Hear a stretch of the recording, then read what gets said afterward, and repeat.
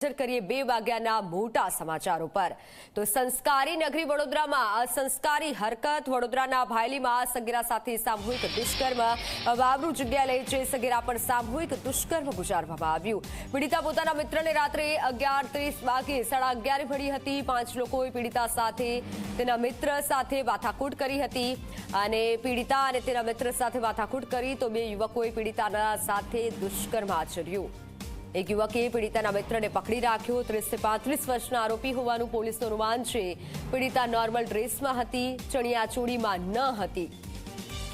सगीरानी माताए taluka police station में हाल फरियाद नोंधावी छे। पोलीसना उच्च अधिकारीओ तपासमां जोड़ाया छे। शुक्रवारे रात्रे दुष्कर्मनी घटना बनी छे। संस्कारी नगरी वडोदरामां फरी एकवार लांछन लगावती घटना सामे आवी छे। भायली गाम में रोड पर बनाव बनेलो छे। अहींया सर सामे रोड पर बनाव बनेलो छे અને તપાસ ચાલુ છે।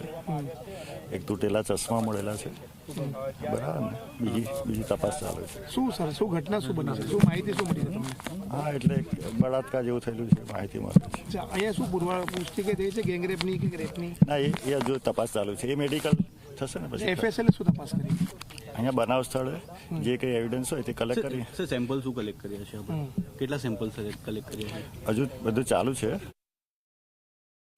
વડોદરામાં ગઈકાલ રાત્રે ભાયલીની સીમમાં એક સગીરા પર દુષ્કર્મની ઘટના બનતા ચકચાર મચી જવા પામી છે। આપ જોઈ શકો છો કઈ રીતના દુષ્કર્મની ઘટનાને પગલે જે તાલુકા પોલીસ છે, એફએસએલની ટીમ છે, તેઓ ઘટના સ્થળે તપાસ કરવા માટે આવી છે। આ એક અવાવરૂ જગ્યા છે કે જ્યાં સગીરા જે છે તેને લાવવામાં આવી હતી અને તેને લાવ્યા પછી તેની પર દુષ્કર્મ આચરવામાં આવ્યું છે અને તે બાબતની ફરિયાદ તાલુકા પોલીસ સ્ટેશનમાં કરવામાં આવતા પોલીસ દોડતી થઈ છે અને ખુદ જિલ્લા પોલીસ વડા રોહન આનંદ પણ સમગ્ર મામલામાં જે છે તે તપાસ કરી રહ્યા છે।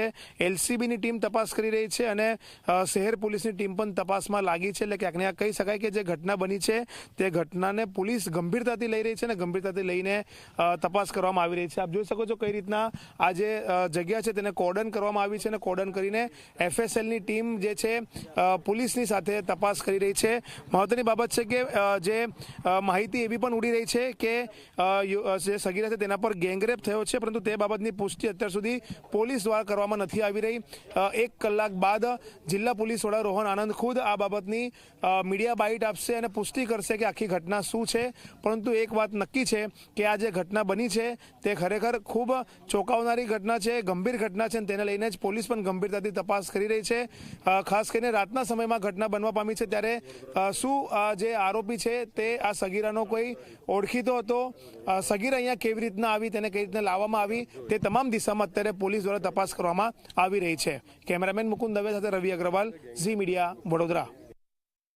तो लेट नाइट पोलीसनो ध्यान में एवी आवेल हता कि पीड़िता अपना मित्र ने लक्ष्मीपुरा विस्तार में आश्रे 11:30 वागे मળી હતી અને ત્યાંથી આ બંને લોકો ભેગા થઈને આપણા ટીપી વિસ્તાર ભાયલી ગામથી ભાયલી ફાટક આસપાસ સન માર્ટિન મેટ્રિક કાઉન્ટી जो સોસાયટી છે એની આજુબાજુમાં એ લોકો વાત કરવા માટે સ્કૂટીથી ગયા હતા અને લગભગ 12 વાગ્યાના અરીસામાં આ વિસ્તારમાં 2 બાઇક ઉપર 5 લોકો, એક બાઇક ઉપર 2 લોકો, બીજા બાઇક ઉપર 3 લોકો, એ લોકો આ બેને ત્યાં જોયા અને એ લોકો સાથે થોડી અભદ્ર ભાષામાં પહેલાં વાત કરી અને જેનો પ્રતિકાર આ લોકો કરતા, જે વિક્ટિમ છે, જે પીડિતા છે અને એમનો મિત્ર, આ બેનો પ્રતિકાર કરતા આ લોકોમાંથી 2 લોકો તો પહેલાં નીકળી ગયા હતા અને જે બાકી 3 લોકો રહી ગયા હતા આમાંથી એક માણસ પીડિતાનો મિત્રનો ગોંધી રાખ્યા હતા અને 2 લોકો પીડિતા સાથે દુષ્કર્મ આચર્યા હતા।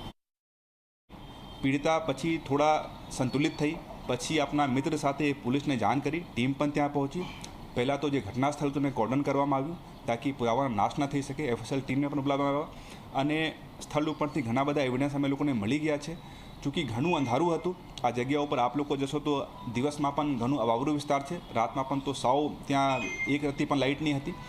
તો એ લોકો જે એસેલેન્ટ્સ હતા, જે આરોપીઓ હતા, એમની ફેસ વગેરે એ લોકોને બહુ ખ્યાલ નહીં છે, બટ રફલી એ લોકો થોડું એ લોકોનું ફેસનું કટિંગ શું હતું, શરીરનો બાંધ શું હતું, એ લોકોની વાતોની શૈલી શું હતી વગેરે વગેરે એ લોકો પોલીસને થોડી માહિતી આપી છે। જે માહિતી આધારે આપણે લોકો જુદી જુદી ટીમ બનાવીને આરોપીઓને હસ્તગત કરવા માટે અત્યારે પ્રયત્ન કરી રહ્યા છીએ।